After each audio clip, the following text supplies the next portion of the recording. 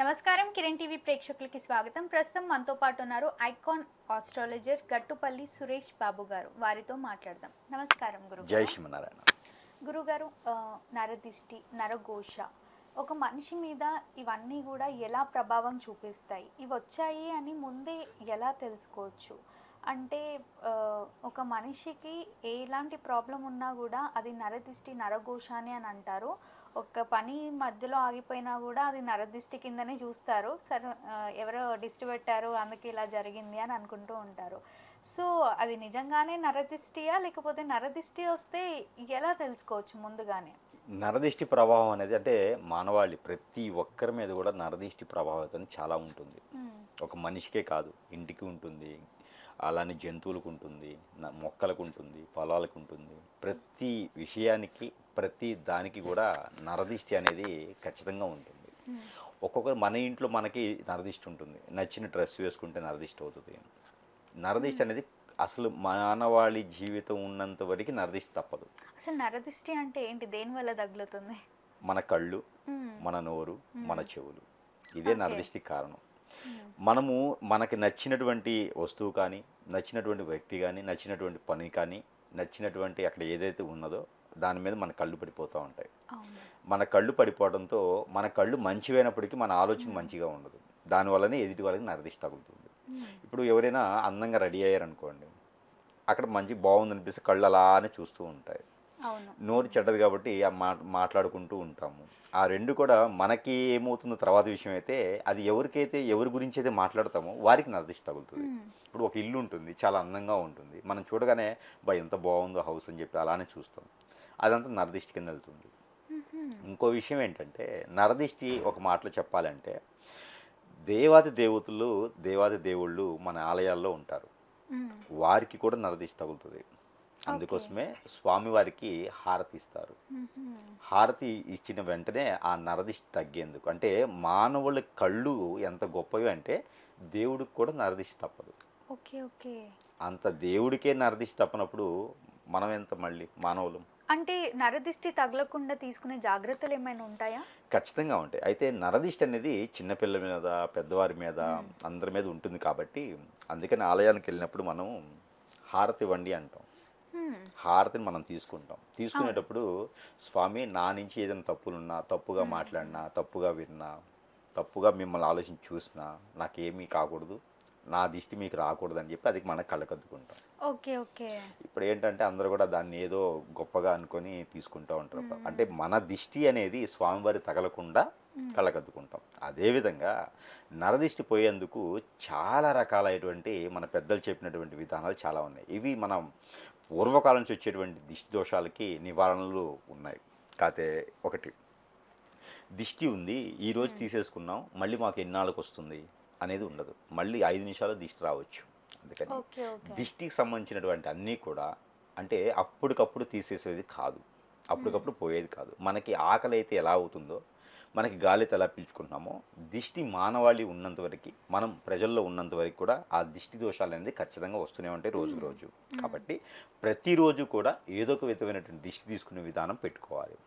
చంటి పిల్లల్లో సిమ్టమ్స్ ఏంటంటే పాలు తాగకపోవటం, అన్నం సరిగా తినకపోవటం, ఎదుగుదల లేకపోవటం, ఎప్పుడు ఏడవటము, నేలపాటు అంటారు, ఎప్పుడు పడుకొని ఉండడము, బద్ధకంగా ఉండడము, ఆరోగ్య సమస్యలు, ఎప్పటికీ ఆరోగ్య సమస్యలు వస్తూనే ఉంటాయి. ఇలాంటి చిన్నపిల్లలు కూడా అది ఏదో నిజంగానే హెల్త్ ఇష్యూ అనుకుంటారు, గ్రహ దోషాలు అనుకుంటారు. కాదు, దిష్టి దోషాలు.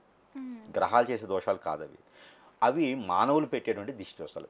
మీ అబ్బాయి చూడండి ఎంత లావుగున్నాడో, ఎంత బొద్దుగున్నాడో, ఎంత ముద్దుగూస్తున్నాడో, బాగా తింటున్నాడు, బాగా ఆడుకుంటున్నాడు, బాగా మాట్లాడుతున్నాడు అంటే అవన్నీ దోషాలు, అవన్నీ దిష్టి దోషాలే. మనమే అనుకుంటాం మా పిల్లోని పొగుడుతున్నారు, మా పిల్లోని నిజంగానే బాగున్నారు కదా అనుకుంటాం. కాకపోతే అవన్నీ కూడా ఏంటంటే ఏ రోజుకి ఆ రోజు మనకు ప్రాంతీయ ఆచారం అని ఉంటుంది.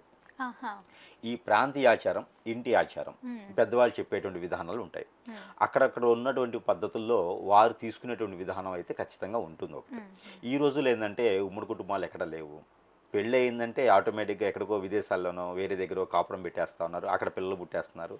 వారికి ఎలాంటి దోషాలు కూడా తీర్చుకునేందుకు కూడా ఈ రోజున పెద్దవాళ్ళు ఎవరు ఉండట్లేదు కాబట్టి ఎవరికి అంతగా తెలియట్లేదు. దీనివల్ల ఏంటంటే చాలామంది దిష్టి దోషాల వల్లనే మూలన పడిన వాళ్ళు, మంచాన పడిన వాళ్ళు, నష్టపోయిన వాళ్ళు, లాస్ అయిన వాళ్ళు చాలామంది ఉన్నారు. దిష్టి దోషాల వల్ల చాలు అంటే దేవుడికే తప్పట్లేదు అన్నప్పుడు మనం ఎంత? అంతే. కాబట్టి వాటికి ఏంటంటే చిన్న చిన్న పరిహారాల ద్వారా కూడా దిష్టి వారికి వారే ఎక్కడో గురువుల దగ్గరకు ఆలయాలకు వెళ్ళే పని లేదు. వారికి వారే ఆ దిష్టి దోషం నివారణ చేసుకునేదానికి కొన్ని కొన్ని పరిహారాలు ఉన్నాయి. ఓకే. అవి ఏంటంటే చీపిరిని దిష్టి తీస్తారు. పుల్లల చీపిరి అని దొరుకుతుంది మీకు, ఈత చీపిరి దొరుకుతుంది కదా. అవునండి. ఆ ఈత చీపిరిని మన తల చుట్టూ తిప్పేసి కింద కొడుతూ ఉంటారు. అలాగా 7 టైమ్స్ చేస్తూ ఉంటారు. తర్వాత కళ్ళుప్పు ఉంటుంది, దొడ్డుప్పు అంటారు ప్రాంత భాషలో.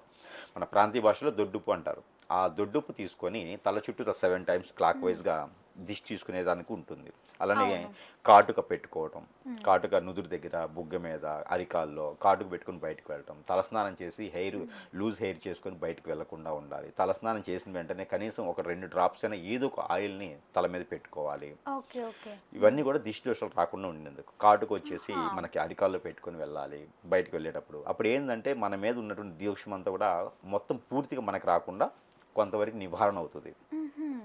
ఇకపోతే మనకి ఇలాచీలు జేబులో పెట్టుకుని వెళ్ళటం, లవంగా తిని వెళ్ళటం, లేకపోతే మనకి బ్లాక్ పెప్పర్ ఉంటుంది, సీడ్, మిరియాలు, అవి ఒక 2 తిని వెళ్ళాలి పొద్దున్నే బయటకు వెళ్ళేటప్పుడు. సో ఇంకా కూడా వీరికి ఏంటంటే బొంగ దిష్టం తీస్తారు.